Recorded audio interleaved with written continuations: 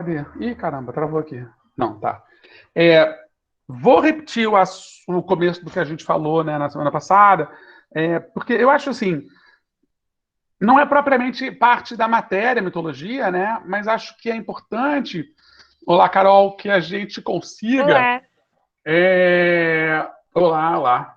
É importante que a gente consiga entender, visualizar bem como que surgem as bases de uma sociedade. E esse para entender, inclusive, a produção intelectual dessa sociedade.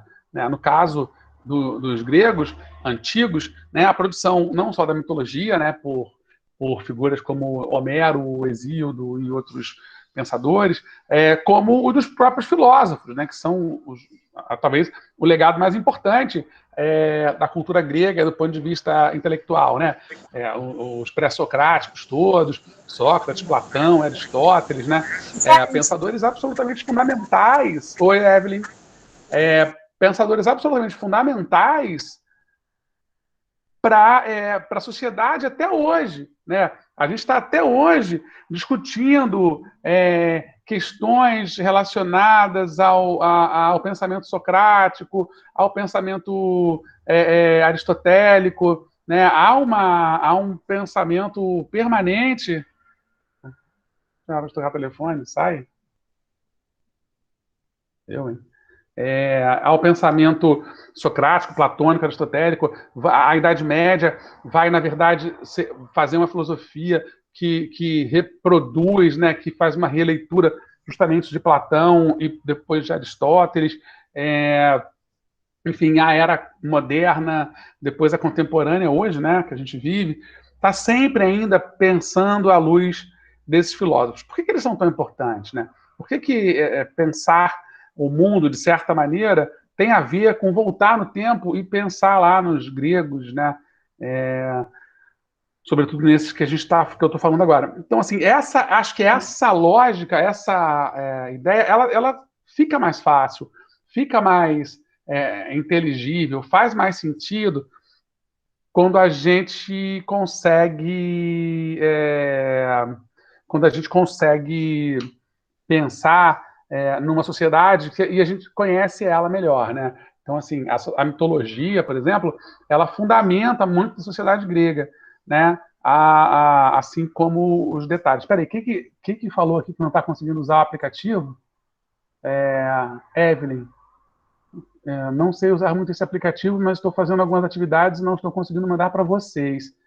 E, Evelyn, olha, eu, eu confesso que o aplicativo mesmo que vocês usam da Seduc eu não uso. Eu entro direto no Meet e posto atividade. Nem postei atividade para fazer, né, até agora, assim. Só postei vídeo para vocês assistirem. Porque eu acho que ilustra e tal o que a gente está falando. Como a gente está tendo a aula normal, eu não tenho pedido tanto trabalho assim, né? Alguns professores estão pedindo bastante trabalho porque também não acessam tanto e tal, enfim.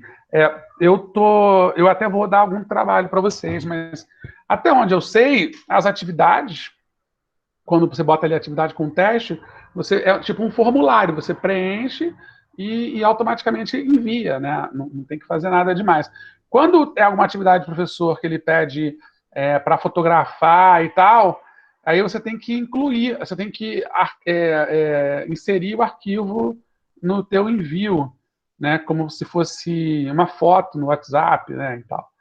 Eu acho que é mais ou menos isso. Assim, não sei se tem muita diferença disso, tá? Enfim, não sei se ajudei. Ah, de qualquer maneira, eu geralmente, dificilmente, vou pedir algum trabalho que não seja uma atividade pelo próprio Meet, tá? Pelo próprio Google Classroom, né? Essa plataforma aí que a gente usa. Então vamos lá, tá? Então vamos lá. Vou começar a apresentar aqui esse PowerPoint que a gente já começou a ver na semana passada. Qualquer coisa, vocês levantem a mão, falem. Aliás, levantar a mão não adianta porque eu não vou ver vocês, né? A partir de agora. Aí abre o som e fala alguma coisa para eu pausar ou para eu responder, tá? Porque agora eu só vejo a mim mesmo. Deixa eu ver aqui. Aliás, só vejo o PowerPoint. É. Bom, já vimos isso, né? A imagem tradicional, assim, eu só vou repetir, porque acho que a informação que é importante, né? Muito dessa mitologia só sobreviveu graças à arte, graças aos afrescos, né, que são essas pinturas feitas na parede direto, graças às esculturas, graças à cerâmica, graças ao teatro e aos textos épicos do Homero e do Hesíodo. Fora isso, né, seria ter uma sociedade de relatos orais. E os relatos orais, eles vão mudando, né? A gente vai ver essa relação com o tempo, né? Uma história que é contada há sei lá quantos anos, hoje, alguns anos depois, ela passa a ter outro sentido, muitas vezes. Você imagina passando 400 anos, 500 anos, né? Então, esses são os retratos para a gente decifráveis, né? Do que se fazia, de quem eram os gregos, de quem eram os deuses, né? De como eles imaginavam que eles fossem, né? Bem humanizados, inclusive. A gente já passou por isso semana passada. Vou repetir essa linha do tempo que eu adoro. Lá na Guerra de Troia, que foi destruída pela guerra em 1200 a.C., né, ela assim, é um marco civilizacional. Assim, os gregos passam, a partir dali, por um período de hegemonia sobre toda aquela região, bastante significativo, e só 400 anos depois que os poemas épicos do Homero, né, vão ser escritos, a Ilíada e a Odisseia. Muito provavelmente, essas histórias elas já existiam, se não todas, algumas delas, e eram contadas, né, enfim, pelos cantadores, pelos contadores de história, pelas famílias, né, pelos pais, pelos filhos, para os filhos, e elas iam sendo contadas, né, de conto em conto. Acabou que 400 anos depois, olha como o tempo, né, é longo, né? É difícil imaginar 400 anos, né, para você contar uma história do acontecimento de uma coisa para aquela história. A possibilidade de existirem muitas histórias diferentes, né, uma distorção gigantesca do que foi realmente aquela aventura ali, né, aquele acontecimento é muito grande. De qualquer maneira, os poemas épicos de Homero, né, a Ilíada e a Odisseia, figuram entre as obras mais antigas da literatura ocidental que sobreviveram ao tempo. E são a base, junto com a Teogonia do Hesíodo, né, que rastreia as origens e as genealogias de uma vasta gama de divindades gregas, acabam sendo a base que a gente vai ter para toda a construção desse universo mitológico que habita aí a cabeça dos gregos antigos e que chegou até a gente, né, na forma de um monte de coisa, né, de quadrinho, de super-herói, de percepção, assim, de uma visão mitológica de alguns astros do rock, do basquete, do futebol, né, enfim, de alguns outros esportes, essas coisas. Tá? Depois o Heráclito, já no período aqui, ó, já o período da filosofia, né, que a filosofia nasce por volta aqui dos 600, você já vai ter uma figura como Heráclito discorrendo sobre ética, teologia, sobre a formação do universo, os pré-socráticos, né, que vão ser assim, que vão ser chamados todos os filósofos anteriores ao período socrático. Tem uns até contemporâneos do Sócrates, mas que estavam se dedicando muito a essa construção aqui da formação do universo, de quem somos nós, de que substância que é a essencial e tal. Essa busca filosófica é a primeira busca filosófica que vai ser feita por esses filósofos chamados de pré-socráticos, que é por onde a gente vai começar na semana que vem. Depois o templo Partenon dedicado a Deus Atena vai ser construído, né, em 432, e marca ali o período da Grécia clássica, né, marca o auge da civilização grega, e aí vem os escritores de teatro, né, os tragediógrafos, ficam assim chamados porque escrevem tragédias gregas, que vira até uma expressão, né, assim, alguma coisa muito grave, muito alguém que tenta mostrar que determinado acontecimento é grave demais, fala, nossa, é uma tragédia grega isso. Né? O Ésquilo, o Sófocles e o Eurípides. Né? eles vão, cada um ali a seu tempo, dividir essas histórias também dos deuses, semideuses e heróis que habitavam o imaginário do povo grego, né? E vão recontar seguidamente histórias que envolviam essas figuras. Algumas histórias provavelmente eram altamente ficcionais, né? É uma pena, por exemplo, que não tenha sobrado nenhuma peça inteira, eu acho que nem fragmento tem, a respeito do Hércules, porque tem várias encenações nos documentos que eles deixavam registrados, todos sobreviveram assim ao tempo, mas só os documentos. Então, nos documentos você tem, sei lá, umas 10 montagens de Hércules de autores diferentes, que provavelmente contavam histórias distintas sobre esse herói, esse semideus, e esse deus, né, chamado Hércules, filho de Zeus com Alquimena. Mas não sobrou nenhum, né? Então, a gente não sabe exatamente como é que se deu essa história.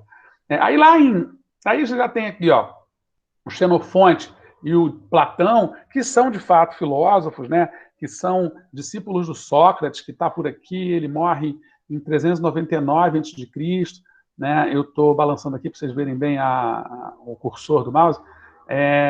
Em 399 a.C. ele é assassinado, e tudo que se fala deles, tudo que se conta a respeito da vida do Sócrates, do próprio pensamento socrático, está nos textos desse cara aqui, Xenofonte, e principalmente desse cara aqui, Platão, que eram seus alunos, né? E usam o Sócrates muitas vezes como personagens para suas narrativas, né? Como personagem para suas narrativas, né? Eles usavam, e é interessante, eles pegam muito do modo deles de fazer filosofia, tem a ver com a mitologia. Eles pegam algumas histórias mitológicas, né? Eles pegam mitos, alegorias, tal, para fazer alegorias, para contar histórias, para darem lições, né? A lendária cidade de Atlântida, por exemplo, que é uma história inventada pelo Platão, ela usa toda a simbologia mítica, né, mitológica, para contar a história, para falar sobre o poder, para falar sobre uma sociedade perfeita, e como era possível se fazer uma sociedade perfeita, né? Perfeita no sentido que ele dava para a perfeição. O Xenofonte vai fazer a mesma coisa quando vai contar a história do Rei Midas e o seu toque de ouro, né? Em que ele claramente está falando sobre o limite do poder, né? Em que ele claramente está mostrando para os tiranos que o poder precisa ter um limite, porque se você tem um toque de Midas, você pode matar todo mundo, mesmo que você transforme em ouro, né? O Midas pede lá para transformar tudo que ele tocar em ouro, só que ele esquece que ele tem filha, mulher, que ele toca nas pessoas, e aí ele vai simplesmente vir aquele toque de Midas, vira uma maldição, né? Ele mal comparando com, sei lá, com uma situação atual, né? Um cara que tinha um toque de Midas, né? Sei lá, um bandidão que fosse capaz de ter todo o poder do mundo, ele ia ter todo o poder do mundo, mas esse poder ia custar a vida da filha, da mulher, do filho, do sobrinho, da família toda, né? De todos aqueles que ele gosta. E é mais ou menos isso, né? Ter o toque de Midas é um pouco isso. E aí, em 146 a.C., acaba toda essa grande aventura grega, né, que a gente conhece como Grécia Antiga, porque eles são derrotados no campo de batalha contra os romanos, ainda republicanos, mas que em breve virariam o Império Romano, e acabam com esses 1000 anos de história. Só que os romanos admiravam profundamente a cultura grega e incorporaram boa parte dos deuses gregos às divindades romanas. Então, alguns têm nomes duplos, né? São nomes em Roma são outros nomes, mas correspondem aos deuses gregos, e alguns são simplesmente incorporados, como Apolo, à mitologia romana. Nós já falamos de Hesíodo. E aí a gente chega aqui, ó, no lugar da formação desses deuses, né? Talvez um mapinha mais coerente sobre a formação deles, né? Milhares de divindades gregas, descendentes unânimes de Gaia e Urano, incorporaram os valores, as virtudes e os vícios humanos. dramatizados de forma vívida na mitologia pitoresca da Grécia Antiga. Então, os primeiros seres são Gaia e Urano, né? Deles vão nascer 12 deuses antigos, vamos chamar assim, né? Oceano, Céus, Crio, Hiperião, Jápeto, Cronos. E as mulheres, Teia, Mnemosine, Fibe, Temis, Tétis e Reia. Da união de Cronos com Reia, vão nascer os que vão ser os deuses olímpicos, os mais famosos, conhecidos e tal, que são Hades, Poseidon, Hera, Deméter, Héstia e Zeus. Todos irmãos. E Cronos, né, a história que perpassa aqui essa turma é que Cronos recebe uma profecia, assim como Urano também recebeu a mesma profecia, e também engolia, matava todos os filhos, e Cronos vai lá e se vinga e tal, e salva todos os irmãos. Com Cronos vai acontecer a mesma coisa, ele vai receber uma profecia, e que vai dizer que um dos filhos vai matar ele, né, e vai tomar o poder, vai virar uma espécie de rei dos céus. E aí, a cada filho que nasce, engole o filho. A cada filho que nasce, engole o filho. Até que Zeus nasce e Reia tem a ideia, não lembro se é ajudada por alguém, mas Reia tem a ideia de esconder o filho na ilha de Creta e dá para Cronos engolir uma pedra. E aí ele engole a pedra e Zeus fica lá até crescer na ilha de Creta. Quando ele finalmente cresce, ele sobe aos céus, enfrenta Cronos, abre a barriga dele, tira de lá de dentro todos os irmãos, né? E aí resolve estabelecer o seu reinado ali, né? Eles fazem um sorteio, os homens, Hades, Poseidon e Zeus, para ver quem vai governar que parte da Terra. Isso depois vai dar um monte de... Vai dar, por exemplo, no cristianismo, na ideia de céu, terra, inferno, tá? Essas coisas vão ser muito originais, assim, originárias desses princípios, né? Hades perde o sorteio e é dado para ele, né, governar o submundo, que é o mundo dos mortos, né, que são a parte subterrânea da Terra, as cavernas e tal. Poseidon vai tomar conta dos mares e das ilhas, vai ser o protetor dessas áreas, e Zeus passa a ser o deus do Olimpo, né, o deus dos céus, e o protetor dos humanos. Tá? Dizem que por um sorteio. Deve ter sido um sorteio fraudulento, Zeus era malandro. Aí são escolhidos os 12 olímpicos, né? Tem um monte de deus, mas acaba que esses são os deuses mais cultuados da Grécia, né, antiga. Afrodite, Apolo, Ares, Ártemis ou Artemísia, Atenas, Deméter, Dionísio ou Dioniso, Hefesto, Hera, Hermes, Poseidon e Zeus. Tá? Agora vamos conhecer todos eles. A mitologia grega é o estudo dos conjuntos de narrativas relacionadas com os mitos e os seus muitos significados. Para muitos estudiosos modernos, entender os mitos gregos é o mesmo que lançar luz sobre a compreensão da sociedade grega antiga e seu comportamento, bem como suas práticas ritualísticas. Tá? Na mitologia romana, lembra que eu falei que os romanos vão adaptar, né, vão transformar os deuses gregos em deuses romanos também? Então, o correspondente romano de Zeus é Júpiter. Tá? Zeus, nascido na ilha de Creta, criado na caverna no Monte Ida, é o filho mais novo de Cronos e Reia. Ele teve 5 irmãos, Héstia, Hades, Hera, Poseidon e Deméter. Além disso, teve diversas esposas e filhos, sendo que a união mais conhecida é com Hera, sua irmã. Considerado o deus supremo dos céus, ele é o pai dos deuses e dos homens. Além disso, é o governante do Monte Olimpo. Eu já falei isso semana passada também, mas esse negócio de casar com irmã e tal, para a sociedade humana é um grande tabu, né? É inconcebível. Ou a mesma própria, casar com pai, com mãe, nada disso é permitido. Né? O tabu do incesto, o tabu dos irmãos, é um tabu muito poderoso na sociedade, em todas as civilizações que a gente conhece. Acho que as experiências romanas, né, de Nero, Calígula, ter casado com prima, com irmão e tal, deram tão errado que isso gerou de fato um medo, né, enorme que você tenha filhos com problemas e tal. Depois o cristianismo construiu, assentou mais ainda esse princípio, né, com a moral cristã, né, dizendo, olha, isso é pecado, isso não está certo e tal. Enfim, e aí isso é muito bem construído na sociedade, né?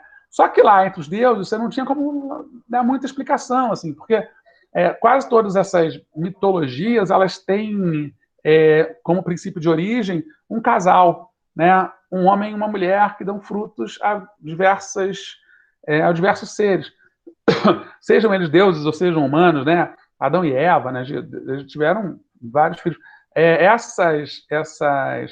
Essa dualidade, né? Esse princípio de um homem e uma mulher para gerar uma prole, vai fazer com que a geração seguinte necessariamente acabe se relacionando entre irmãos ali, para que esse mundo seja habitado, né? Seja populacionalmente habitado, né?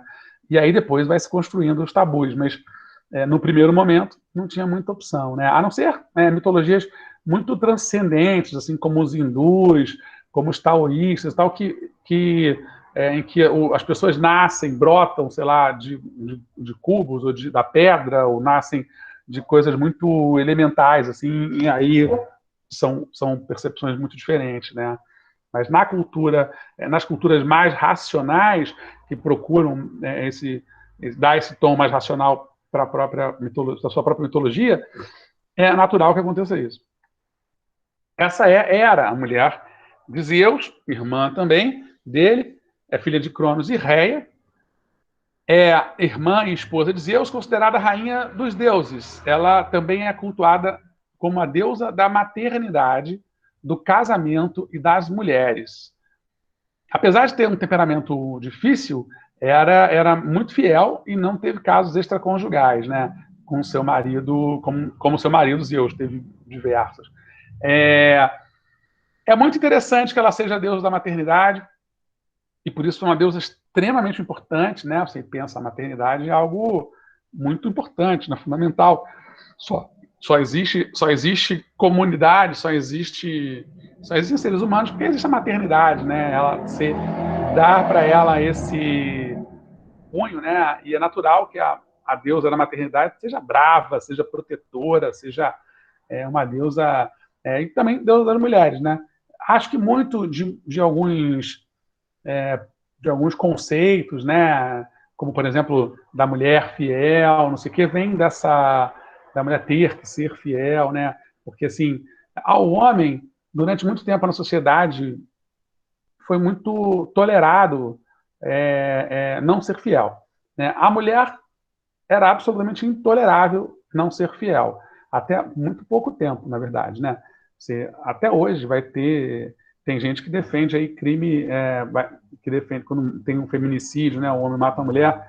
Tem gente que ainda tenta alegar defesa da honra, né? Que a mulher teria traído o cara e tal. Isso é uma loucura, porque o inverso não se aplica, né? Então, assim, não é. Acho eu que um pouco dessa visão de que mulheres não podem e homens podem vem também dessas mitologias, né? Sobretudo dessa mitologia em particular, né? Dessa relação aqui entre Hera e Zeus, né? Estou pensando a respeito disso agora, não tinha falado nas outras turmas sobre isso. Na mitologia romana, Hera corresponde à deusa Juno, tá? Os 12 deuses do Olimpo são também chamados de dodecateão, que corresponde à junção de dois termos gregos que significa 12 deuses. Dode, né? 12. O Monte Olimpo é a montanha mais alta da Grécia, com quase 3 mil metros de altitude. Era óbvio, né? O cara olhava ali para cima e falava, pô, os deuses devem morar lá em cima, né? Tanto tempo, um negócio lá alto, lá em cima, uma montanha meio gelada e tal, com o gelo lá em cima, era muito provável que, se eles existissem, eles morassem lá em cima e ficassem observando a gente. Até os dias de hoje, os deuses do Olimpo são cultuados por uma religião que ficou conhecida como dodecateísmo. Eu nunca tinha ouvido falar nessa religião, descobri a existência dela na quarta-feira, quando fiz esse PowerPoint para preparar as aulas de ontem e de hoje. Eu sempre dei aula de filosofia falando que ninguém mais acreditava nesses deuses, que eram só uma referências simbólicas e tal. Agora eu vou ter que mudar, né, a minha forma de ver isso, porque eu descobri que existe uma religião ainda, provavelmente por ali, pela Grécia, em que as pessoas acreditam que esses deuses ainda existem, ainda fazem o que fazem.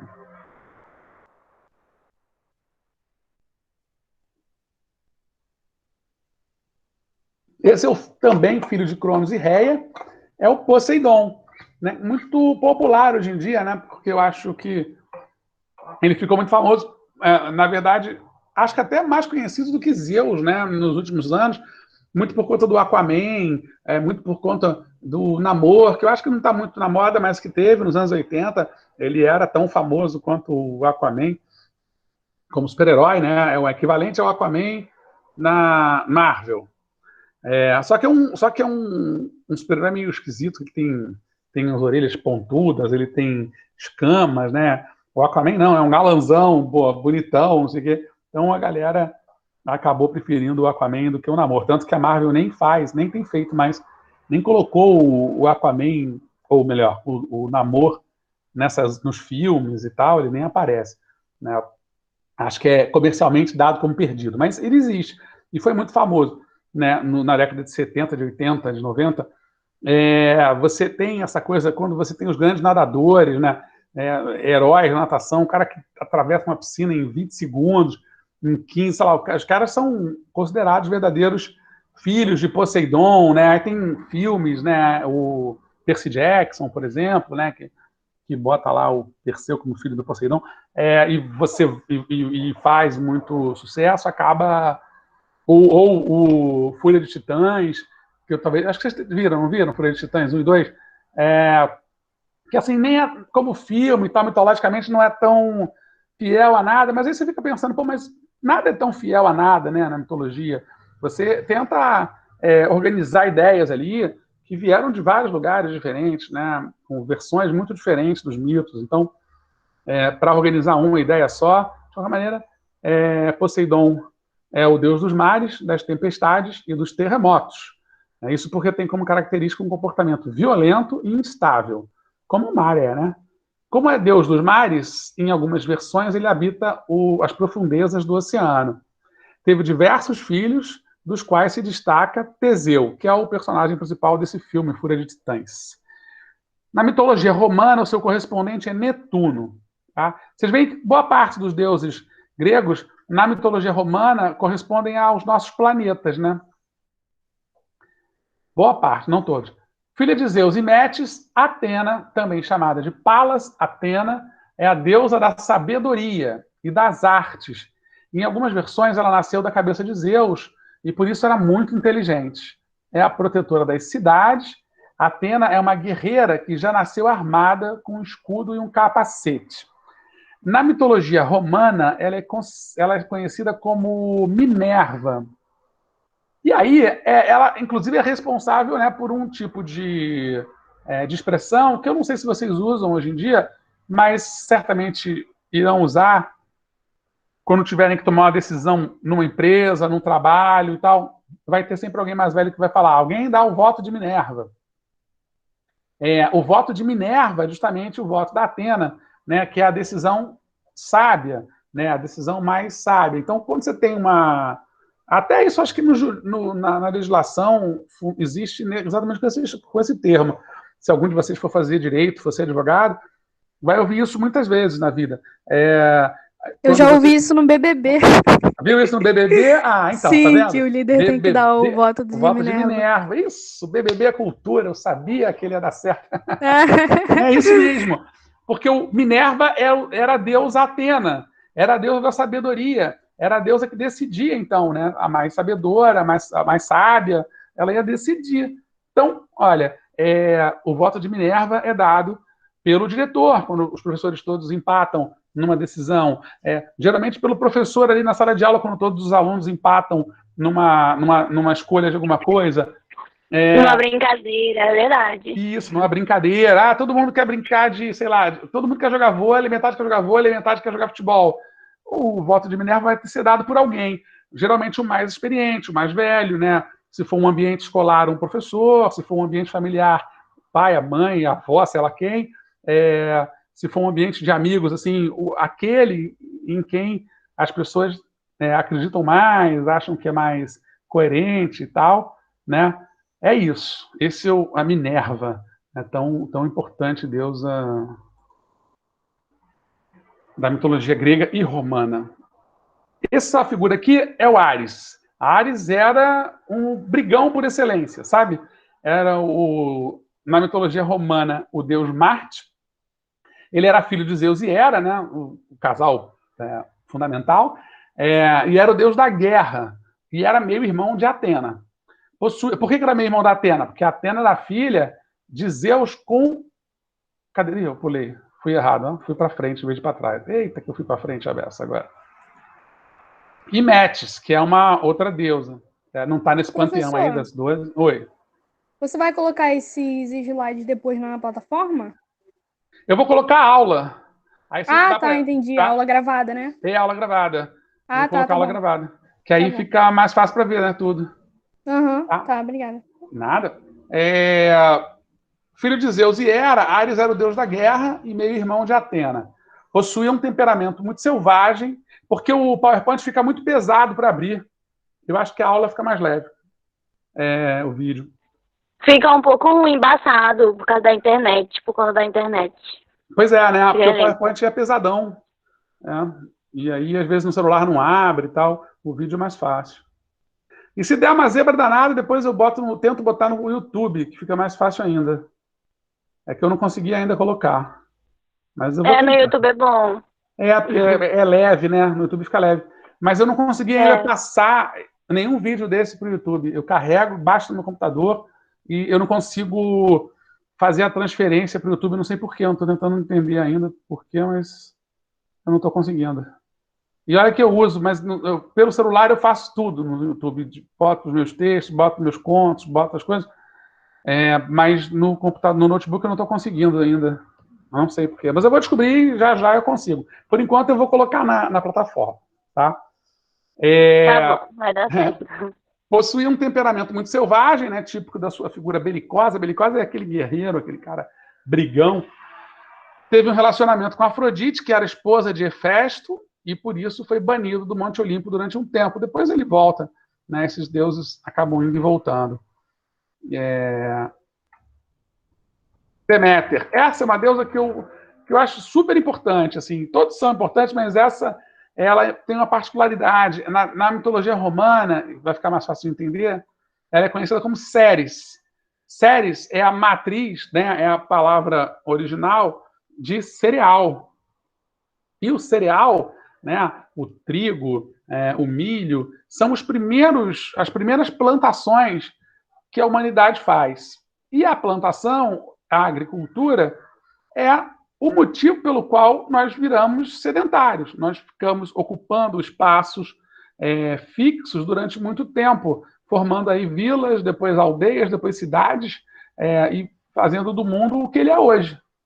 Então, assim, a Revolução Agrícola que nos tira da pré-história, né, vamos dizer assim, é provocada por Deméter, né, por Ceres.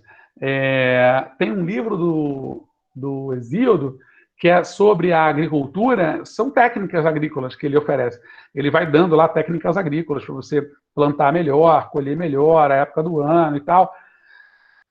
É um manual, só que ele acredita todas essas ideias, invenções e tal, a deusa Deméter, como um aprendizado dado por ela. E fica muito mais fácil de entender, né, porque eu não tenho julgamento. Eu acredito nesses deuses, então eu não julgo. Deméter falou que vai ficar melhor se plantar assim, então vai ficar melhor se plantar assim, eu acredito nela. Né? E quase sempre dava certo, né? Eventualmente tinha uma praga, eventualmente tinha um evento climático grande, esfriava, mas fora de época, mas de uma maneira geral as coisas davam certo. Então a deusa estava corretíssima. Ela é filha de Cronos e Reia, né? Uma das irmãs dos Zeus, era a deusa das estações e da agricultura. com seu irmão Zeus, ela teve estações, primavera, verão, outono, né? Inverno. Aquela região é uma região temperada, né? Então, é a região que tem, vocês já aprenderam a geografia, em que você vai ter as 4 estações muito certinhas, né? Muito certinhas, muito organizadas, né? Você chega aqui nos polos, você praticamente não vai ter verão, primavera e tal. No Equador, você vai também ter muito pouca incidência de inverno e outono, mas nas áreas temperadas, isso é muito. As 4 estações ficam muito bem definidas. E ela era deusa disso aí também. Ela teve uma filha chamada Perséfone com Zeus, e que foi raptada por Hades, o deus do submundo. Lembra? Eu falei que o Hades era um dos irmãos, ele foi jogado lá para o submundo. Ele não fazia parte dos 12 Olímpicos, né? Ele não vivia no Olimpo, não desfrutava das delícias de ser um deus, ele vivia lá no submundo, né? No mundo dos mortos, que depois o cristianismo vai fazer uma leitura a partir da obra do Dante de Alighieri e vai reconhecer como inferno. Só que ele ficava sozinho, ele precisava de uma mulher, e ele se apaixona pela sobrinha, pela Perséfone. Vai lá, umas poucas, raríssimas vezes que Hades consegue sair de dentro do submundo e rapta a Perséfone. Isso gera um incidente diplomático entre os deuses, né? Porque Perséfone era filha de Zeus, né? Com a outra irmã dele, com a Deméter. Então isso deve ter dado muita confusão. E depois alguém vai lá e tira a Perséfone de lá, um desses filhos dos deuses. Se eu não me engano, o próprio Hércules que faz isso, mas eu não tenho certeza, porque era impossível qualquer humano ou qualquer outro deus, entrar no submundo, né? Mas as histórias da mitologia acabam desfazendo um pouco isso, porque há várias histórias de aventuras que que acontecem justamente dentro do mundo dos mortos, né? Orfeu, Teseu, o próprio Hércules entram nesse espaço. Sem querer interromper o senhor, assim, queria fazer uma pergunta. Sim. Por que a filosofia ela é tão importante assim pra gente? Então, o que ela quer ensinar assim? Ela é importante assim para nós. Eu vou falar. Deixa eu terminar isso aqui, que aí eu explico isso, porque é justamente em função disso, em tentar entender como que esse mundo todo ele se constrói, como que a sociedade se forma e como que o pensamento humano é construído. A filosofia está tentando entender isso, né? O tempo todo. A gente está o tempo todo tentando entender como que esse pensamento humano é construído, né? E aí, entender, por exemplo, esses deuses, a existência desses deuses todos, no meu ponto de vista, tá? Tem professor que começa direto já falando dos pré-socráticos e vai embora. E vai vindo até o momento presente, ou vai falando de temas que são relevantes para o pensamento humano e tal, depois se preocupa em falar dos filósofos todos. Eu adoro começar por aqui, porque eu acho que é um exemplo interessante. A sociedade ocidental, ela só existe dessa maneira, como a gente vive hoje aqui, porque tem uma influência direta dessa civilização grega. E essa civilização grega, que depois vira romana, que depois vira ocidente medieval, que depois é exportada, né, para as colônias portuguesas, espanholas, do mundo todo. E aí, se hoje a gente aqui no Brasil vive assim, se os angolanos e moçambicanos vivem parecido como nós vivemos, se os americanos do norte, lá dos Estados Unidos, do Canadá vivem também, todo mundo vive mais ou menos ocidentalmente, né, num modelo de vida meio ocidental, meio grego, de origem grega, porque em algum momento esses caras construíram uma sociedade tão sólida, tão cheia por conta desses deuses, de certa maneira, né, que a gente tem que estudar eles, né, tem que começar para a gente se entender também, né. Já deve ter ouvido isso de história, que a gente precisa conhecer o passado para entender o presente. É um pouco isso também, para a gente entender filosofia. Me parece que é importante a gente entender não, mas conhecer, né, esses deuses, entender um pouco como que essa mitologia afeta a sociedade. Porque as historinhas são legais. Eu ia falar depois, que acabei falando agora. As historinhas são legais. Elas são divertidas, servem para ficção, servem para os filmes e tal. Mas o mais importante é tentar entender como que essa sociedade se forma a partir desses deuses. Então, assim, o entendimento de beleza na sociedade grega, que tem a ver com o deus Apolo, o entendimento de festividades, de ciclos de colheita, de agricultura, o papel da mulher, o papel do homem, o papel do casamento, tudo está posto aí nessas divindades todas, né? A importância da guerra, a importância da paz, está tudo posto nesses deuses, nessa figura desses deuses, né? Os humanos representam esses deuses. Eles mostram, eles falam assim, ó, acontece a guerra, é assim, assim, assado. Então, esse Deus vai resolver, passa a ser, Ares passa a ser o responsável por isso, né? Claro que todas essas lógicas são humanas. A gente é que vai acreditando lá nesses caras essas características, né? Por isso que as características desses deuses são características da nossa sociedade. São similares, né? Sim. Tá lembra bom, que eu falei, entendeu? Lembra que eu falei no começo, assim, que de nada, que, por exemplo, é bobo isso, né? Hoje em dia a gente não pensa muito mais, mas, por exemplo, nisso, mas na verdade não é verdade, não. A gente pensa assim que todo dia no jornal tem homem matando mulher porque traiu ele. Para o homem, ao longo de toda a história da humanidade, a traição era parte da vida, não tinha problema nenhum. E para a mulher, durante quase toda a história da humanidade, era um crime, né? Então, o que você vai ter? Uma deusa Hera e um deus Zeus, que o cara trai ela doidado com um monte de deusa e um monte de humana, e uma deusa Hera que não trai ele nunca. Exatamente, isso que me deixa revoltada, cara. Isso é uma lógica, provavelmente, uma lógica que imperava na sociedade grega naquele momento, né? E que foi replicada ao longo de toda a história da humanidade, até agora, né? Tem até hoje, né, cara? Tem até hoje muito isso. Exatamente. Até agora. E é isso. Isso que eu acho que é interessante quando a gente realmente muito estranho. Que eu acho que por isso que eu acho que é interessante quando a gente começa falando de mitologia para falar de filosofia, porque a mitologia traz muito um retrato de que sociedade a gente vivia e de que sociedade a gente vive no final das contas, né? Porque tem tanta coisa aí que faz parte disso.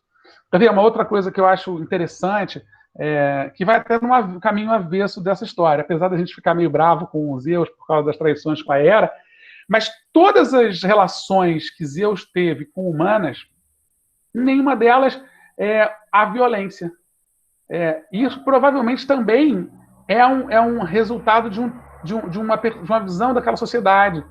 Porque em outras sociedades, já na antiguidade, a relação de homens e mulheres era uma relação de violência, era uma relação de estupro, uma relação não de convencimento, não de sedução, né, mas uma relação violenta, né? O Alexandre o Grande, quando domina a Grécia antes da invasão dos romanos, quando ele invade os outros povos, ele manda os soldados dele estuprarem as mulheres todas para ter filhos que seriam filhos de Alexandre, seriam filhos da Macedônia. Entende? Então, assim, essa é uma lógica extremamente violenta que estava num povo que vivia ali nos arredores da Grécia, que depois dominou a Grécia um tempo e dominou um pedaço enorme do mundo. Mas os gregos mesmo não tinham essa percepção de mundo. Então, o mundo, a lógica da dona de casa, né, as gregas, as mulheres gregas, elas com 15 anos se casavam. E elas eram...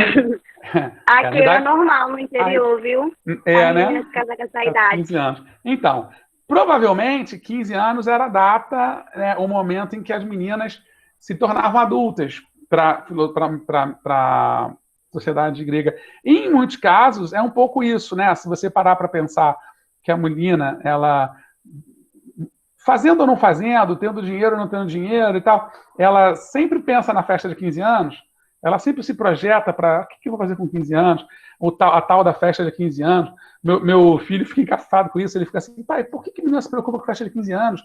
15 anos é igual. Elas falam, não vai ter outro 15 anos. Mas também não vai ter outro 16, também não vai ter outro 14. Sua filha tem quantos anos, professor? Tem 11, fez 11 agora. Os dois tá. fizeram 11 aninhos. Ele e é verdade, assim, mas muito provavelmente, né, essa sociedade grega definiu essa idade como o fim da infância. Não existia a ideia de adolescência, tá? A ideia de adolescência é uma ideia moderna, contemporânea, né? Uma ideia do final do século XIX. É uma ideia que só surge depois que surge a psicologia, depois que surge a psicanálise.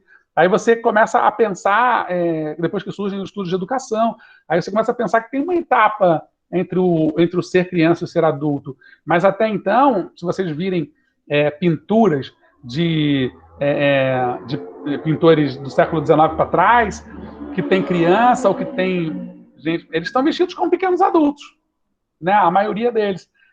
Você não tem essa lógica. Tem a infância, daqui a pouco você vira adulto. Os meninos, para o judaísmo... Tem menino que já quer ser adulto, diz que não brinca mais, não é criança, de 8 anos. 8 anos é muito cedo, né?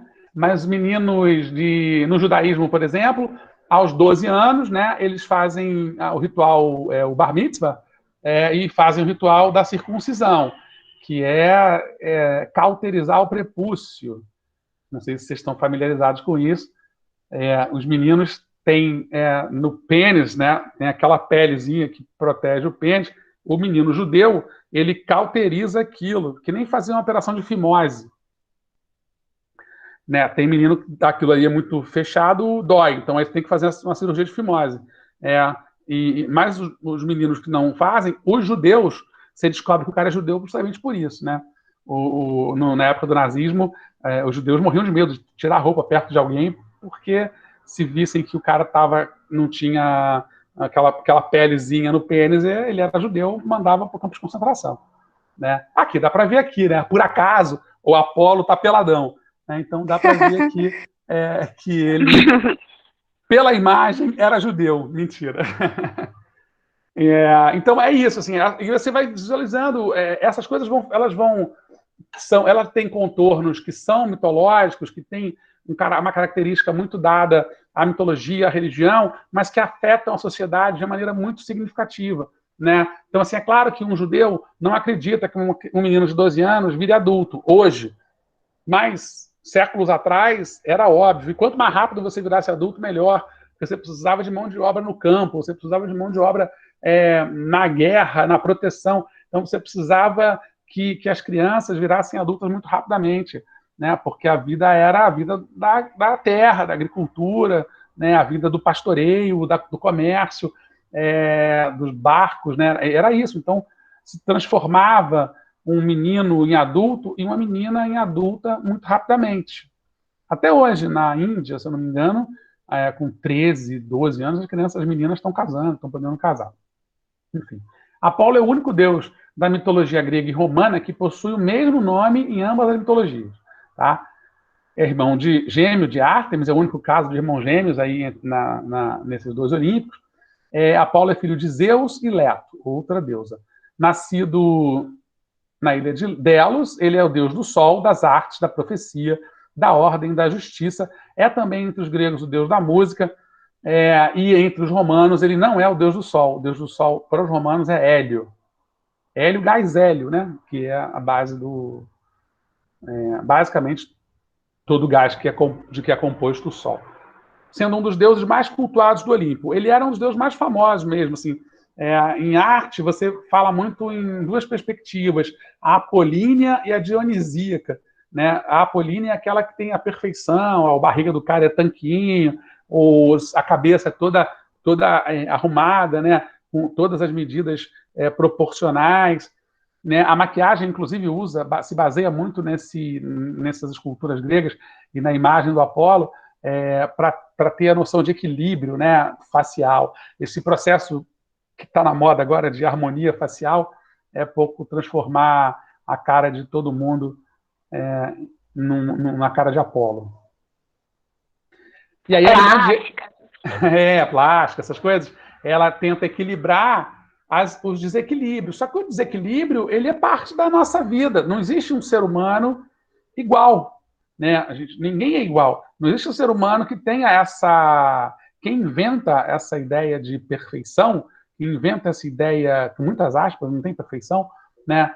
Quem inventa essa ideia de simetria e tal, como algo que seria perfeito, é justamente o ser humano, que a estátua, a escultura, o cara é feito de um jeito. Os gregos não eram assim, né? Isso aí é idealizado. A gente idealiza, Exatamente. né? Ninguém é simétrico, né? Um olho é menor Exatamente. que o outro, é Isso. tudo Um diferente. olho maior que o outro, a mão é maior do que a outra, um dedo, enfim, todo mundo é. As coisas são diferentes, né? Quando a diferença é muito Ninguém é gritante, perfeito, né? Que as pessoas querem muito ficar exatamente, perfeito, exatamente. né? Foi engraçado que a gente foi falando isso na aula de ontem, acho que não lembro qual foi a turma, mas que aí quando a gente chega na Afrodite, que é a deusa da beleza, um menino falou assim: pô, ela é a mais feia de todas. Que a estátua tá meio deteriorada, ali tá meio feiazinha. Ártemis era a irmã gêmea de Apolo, deusa da caça, dos animais, da vida selvagem, da virgindade e da lua. Ela possuía um temperamento vingativo, mas, por outro lado, era protetora e amorosa. Não casou com ninguém e, portanto, permaneceu virgem e não teve nenhum filho. Olha a lógica, né? Não casou, portanto, ficou virgem. Por quê? Não era permitido às mulheres a traição e tal. Elas casavam com 15 anos, então ela não casou, então ela deve permanecer virgem.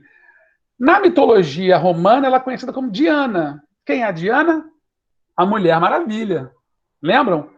Que lá nos anos 80 era uma bravíssima guerreira, que tinha que ser controlada ali pelo Super-Homem, pelo Batman e tal, porque ela queria destruir Eu tudo. lembro. Lembra disso? Hoje em dia, não. Suavizaram muito ela, humanizaram ela bastante. Tem até um namorado no filme e tal, que fica ali com ela. Né?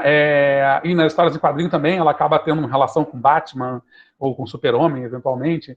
Mas ela é totalmente inspirada nessa deusa aí, na Ártemis. Tá? Hefesto, né? A gente falou dele antes ali, porque ele foi traído por alguém, pela mulher. Filho de Zeus e Hera. Hefesto é o deus do fogo e dos metais. Aqui também tem dois elementos muito interessantes para você pensar a sociedade, como ela se forma lá. Né? Era da metalurgia. Era naquele momento histórico que você estava aprendendo a forjar com o fogo, né, os metais, cunhar as moedas, fazer as espadas. Né? As primeiras nações, os primeiros povos que aprenderam a forjar, por exemplo, espadas e lanças, viraram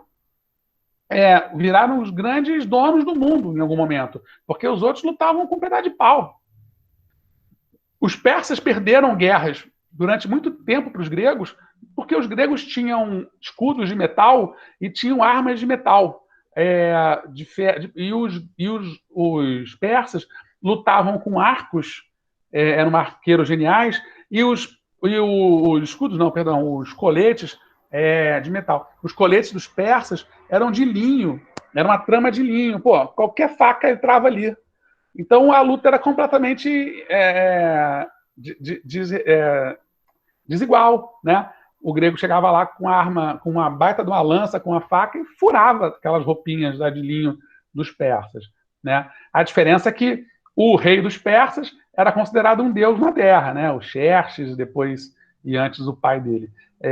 Os reis gregos não eram considerados deuses na terra, eles eram tão humanos quanto qualquer outro. Eles tinham os seus deuses para protegê-los, que eram essas figuras que a gente está vendo aqui.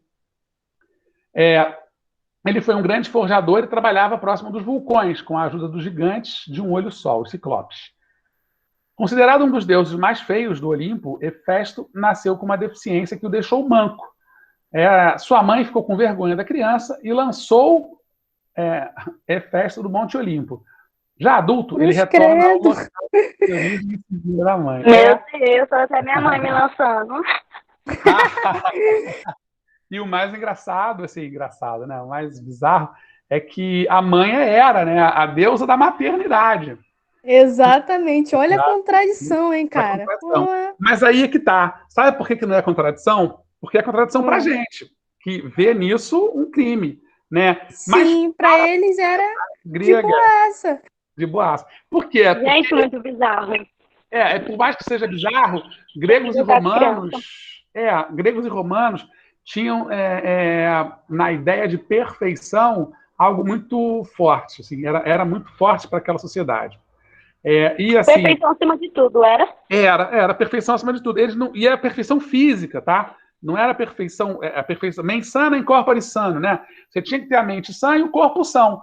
A mente, você só vai conseguir saber depois de um tempo, né? Mas o corpo não, você sabe quase que imediatamente. Então, assim, da mesma maneira que as pessoas que tinham problemas, perdiam perna, perdiam braço, guerra, ficavam meio que isolados da sociedade, quem nascia com problemas, com defeitos genéticos e tal, eram descartados. Não era da sociedade, era absolutamente comum na sociedade daquele momento. Era uma indígena. Era tipo alguns. O problema é que os indígenas, eles fizeram isso durante um tempo, e acho que ainda fazem, porque viviam de forma nômade no meio da floresta.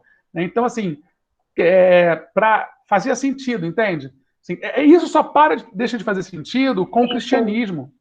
O cristianismo, aliás, ele vai se popularizar na Roma, no Império Romano, no meio do Império Romano, no auge do Império Romano, justamente por ser uma religião inclusiva. Porque todos têm direito ao reino de Deus, né? Essa é a ideia, né? Todo mundo é filho de Deus. Se todo mundo é filho de Deus, né? Aquele Deus de quem todo mundo é filho é muito mais poderoso do que aquele monte de Deus de quem eu que tenho defeito físico não sou, eu que tenho uma perna manca não sou, eu que não tenho um olho não sou. Então, em algum momento... Exatamente, é aí que né? tá. É aí que tá. O cristianismo inclui todos, né? Esse foi o pulo do gato do cristianismo. Ele começa a se popularizar justamente por isso, por ser uma religião inclusiva. Depois, enfim, vai ter os problemas da Idade Média, que a gente vai ver depois, né, que enfim, vão fazer com que o cristianismo passe a gostar mais de ouro do que de gente. Mas, e aí vai gerar, por exemplo, a reforma protestante e tal. Mas nesse primeiro momento, né, esse primeiro cristianismo, né, de Jesus e dos apóstolos, vai crescer e vai se desenvolver justamente por isso, justamente porque essa sociedade não conseguia visualizar que todo mundo era parte dela, né? E excluía mesmo, excluía sem nenhum... E aí também é muito significativo você ter um Deus que tem um defeito físico, né? Porque você, mal ou bem, vai ter ali um Deus para também salvar essas pessoas. Não sei se vocês viram 300. Lembra do filme 300? No 300 tem exatamente isso. Não? Aquele nunca vi, não. Que o Rodrigo Santoro faz os Xerxes, um careca, fica gigante e tal. Nunca viram 300? Eu já vi. Nunca vi, cara. Quem não viu, não. Pega hoje para ver. Vê aí, deve ter até no YouTube. Esse filme passava praticamente direto. Passa muito na televisão. É mó barato o filme, é divertido. E tem uma cena no filme, vou dar o spoiler da cena, porque, enfim, vocês tinham que ter visto. Tem um garoto, uma criança que nasce, e a rainha lá do Esparta joga ela fora. A criança nasce com uma corcunda torta, assim, todas com o olho meio cerveró, assim, meio estranho. E aí a mulher joga ele fora. Joga fora para ser comido pelos lobos. Só que por algum motivo... exatamente. Só que por algum motivo ali que foge a... E o cara lá na época acredita aos deuses, talvez Hefesto tenha salvado essa criança. Ele não é morto pelos lobos, ele é alimentado pelos lobos, e aí ele acaba crescendo meio que ali em volta. E claro que quando os persas começam a lutar, e no primeiro momento a perder dos gregos, o cara vai trair o exército grego. Lógico, ele está com ódio, ele foi abandonado, foi jogado fora, né, como se não fosse gente. Aí ele vai, se entrega e avisa, mostra para os persas um caminho para chegar no continente, né, e faz essa vingança, né? E olha o que acontece com o Hefesto. O nome do filme é 300, é? 300. Já adulto, Hefesto retorna ao local de origem e se vinga da mãe. Eu não pesquisei e não sei exatamente como é que ele se vinga da mãe, porque Hera não morre, né? Mas enfim. De alguma maneira ele se vinga. Mas o bichinho aqui sofre também, viu? Porque ele vai casar justamente com Afrodite, que é a mulher mais bonita do planeta, enfim, do planeta, a deusa da sexualidade, né? Na mitologia romana ele é chamado de Vulcano, e vamos para Afrodite, a mulher de Hefesto. Filha de Zeus e Dione, Afrodite é a deusa do amor, da beleza e da sexualidade. Muito bela, ela foi obrigada a casar com Hefesto, mas ele não lhe agradava, e o traiu com Ares. Com Ares, ela teve 7 filhos. A deusa ainda teve outros casos extraconjugais com Hermes, Apolo, Dionísio, Adonis, Anquises. Passava na frente dela, ela tinha um caso. Teve caso com... Passou o rodo. Passou o rodo. Hoje ela é uma musa, todo mundo adora. Ela passou o rodo. Ela, se não me engano, é mãe do Centauro. Enfim, ela... Caraca, tá certa, tá certa. Ela pegou Fazia até a o mesma coisa touro. que os homens. Exatamente, exatamente. Então, e é muito interessante, ó, como é que você também pensa a sociedade. Ela fazia a mesma coisa que o Zeus, né? Ela era um Zeus de saias. É a única Exato. desses 12 que não tem uma representação entre as divindades romanas. Os romanos devem ter se assustado com essa deusa. E aí não deram... Revolucionária, cara. Exatamente. Deixaram ela meio de lado, assim, ver se o povo esquecia, né? Porque eles acharam ela perigosa. Né? Uma mulher revolucionária, com certeza. Realmente, igual a eles, né?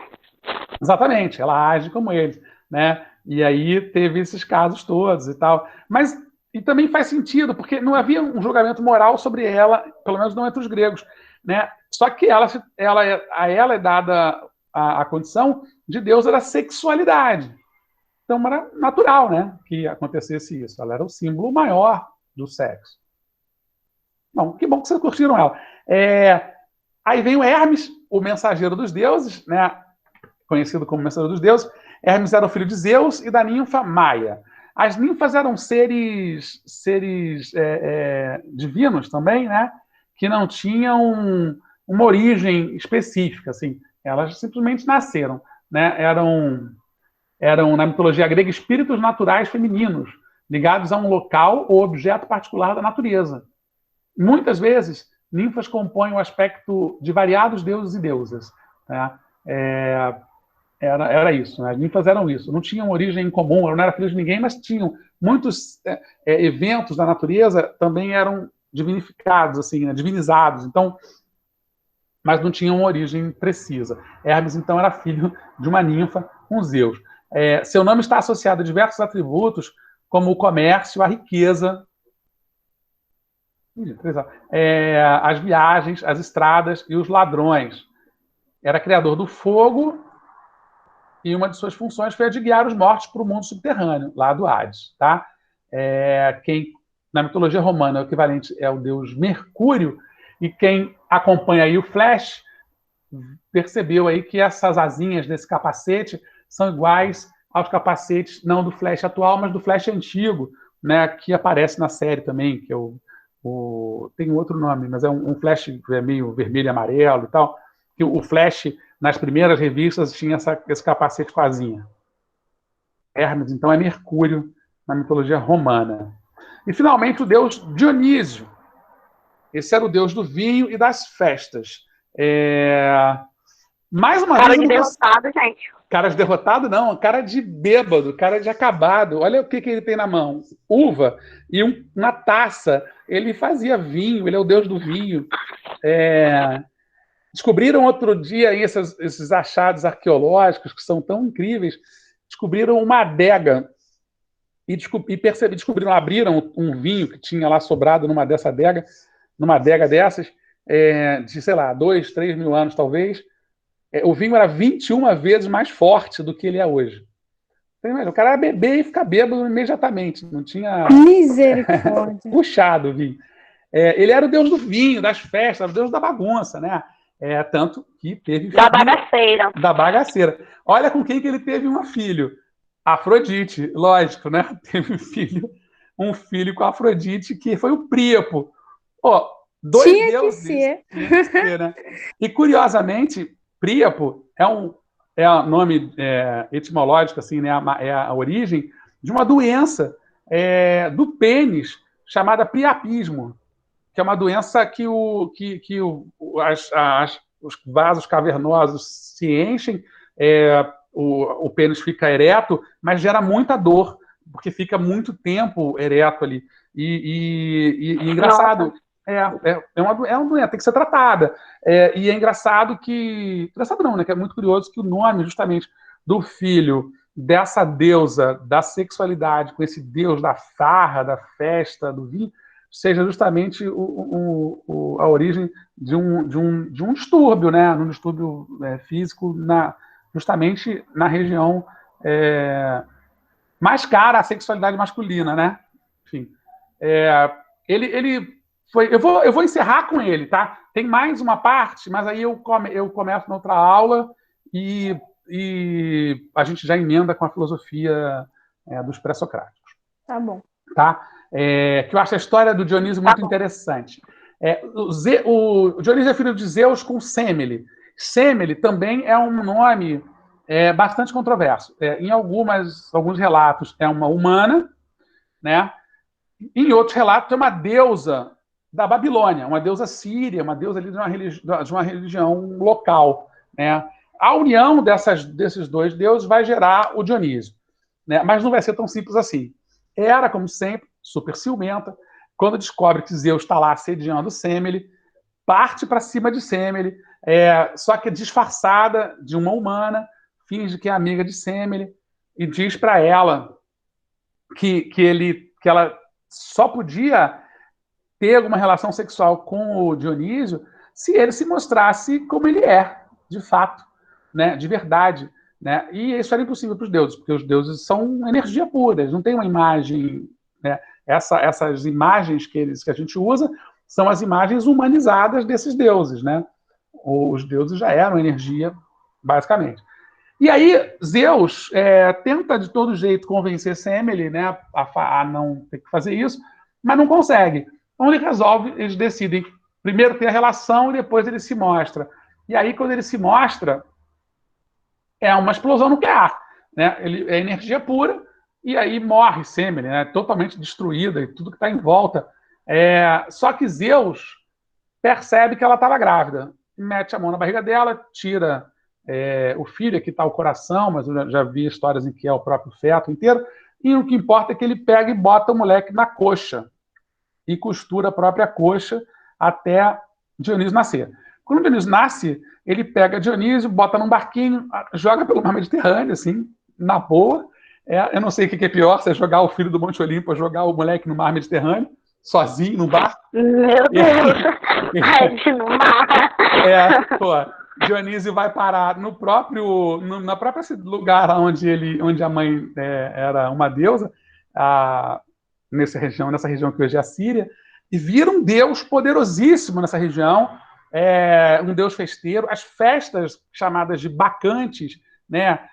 Porque na mitologia romana ele é conhecido como Baco, né? Então eram as dionisíacas, mas eram as bacantes. Vocês já devem ter ouvido falar na expressão bacanal, né? Que vem justamente do deus Baco, dessas festas bacantes. Vem daí. Entendeu? Vem daí. Caraca, exatamente. Cara, tem muita relação com hoje em dia, meu Deus. Muita relação. Outro dia, conversando com um padre da Igreja Católica, ele falou um negócio muito engraçado.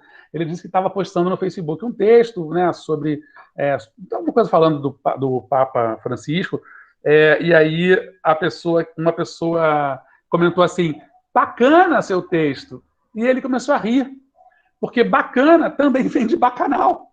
Então, assim, eles estudam muito, né, essas coisas todas. Ele falou: caramba, eu não sei nem como agradecer, porque bacana. Meu Deus!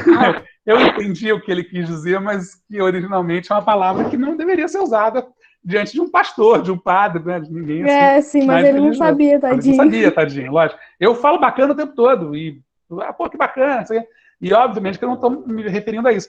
Mas é bom a gente saber a origem das coisas, né, a origem das palavras. Sim. Isso é muito bacana. E depois, o Dionísio fica tão importante na Grécia que surgem as festas teatrais, elas surgem justamente com duas grandes festas, as grandes dionisíacas e as pequenas dionisíacas, que serviam justamente para adorar a deusa Deméter, porque eram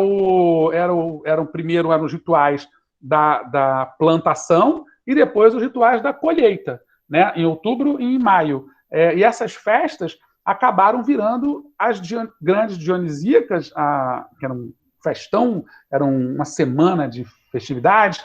Você tinha teatro todo dia, você tinha música, você tinha tudo de graça, toda a população era de graça, mas era obrigada a ir. Mas não dava para dizer assim, hoje eu não estou afim, não, você tinha que ir. E essas grandes festividades em homenagem à deusa Deméter no primeiro momento e ao deus Dionísio aconteciam justamente por isso, porque esse cara era o deus do vinho, o deus da festa, né? Tal. E aí ele vai para o Olimpo, né? Casa-se com a Ariadne, e teve outros casos com outras deusas, com mortais, enfim, ele era um tipo Afrodite. E a relação mais conhecida dele é com a Afrodite, com quem ele tem o Príapo, que é o filho do priapismo. Tá? Esses são os 12 deuses da mitologia. E depois eu vou. Deixa eu fechar aqui. Depois eu termino essa. Eita, cadê vocês? Agora eu perdi vocês, cadê vocês? Tá aqui. Esses são. Aqui. Vou aparecer, porque quando eu fui fechando, eu cliquei no botão errado. Esses são os 12 deuses mais conhecidos assim, da mitologia grega, né? Qualquer mitologia que vocês tenham algum interesse e tal de conhecer vai ter esse fundo moral, essa formação da ideia de um povo, de uma civilização, né? Vai mostrar muito claramente, às vezes, né? Às vezes é de uma maneira mais difusa, mas muitas vezes, como é o caso dos gregos, vai ser de maneira muito objetiva, muito direta. Você vendo a história de vida, né, das vidas, né, desses deuses, e heróis, muitas vezes, e semideuses, todos eles têm grandes histórias interessantes, você vai poder perceber como aquela sociedade funcionava, né, como aquela sociedade agia. E isso eu acho que talvez seja o mais interessante de conhecer um pouco da mitologia. Né? E nesse meio... A cultura, né, professor? A cultura, exatamente. A cultura, exatamente. A cultura cria essas mitologias todas, né? E a cultura define um pouco como você é, né? Como, da mesma forma que na maioria das tribos brasileiras não tem pai e mãe, né? Você é todo mundo filho da tribo, né? E se você só vai entender isso se você entender aquela cultura, né? Então, assim, é claro que hoje em dia a gente repudia qualquer tipo de violência, então as culturas, né, em que são exercidas violências físicas, tal, a gente tenta aculturar, né, tenta mostrar que não pode, que está errado, que do ponto de vista humano isso não é certo, né, como por exemplo os sudaneses tiveram um processo, né, sudaneses do Sudão, né, ali na África, embaixo do Egito, os caras tinham uma espécie de bar mitzvah feminino, né? Eu falei, né? O bar mitzvah, que é aquele evento que faz o menino virar adulto aos 12 anos e que faz a cauterização da ponta do pênis. Que é um negócio que deve, não sei se dói, não sou judeu.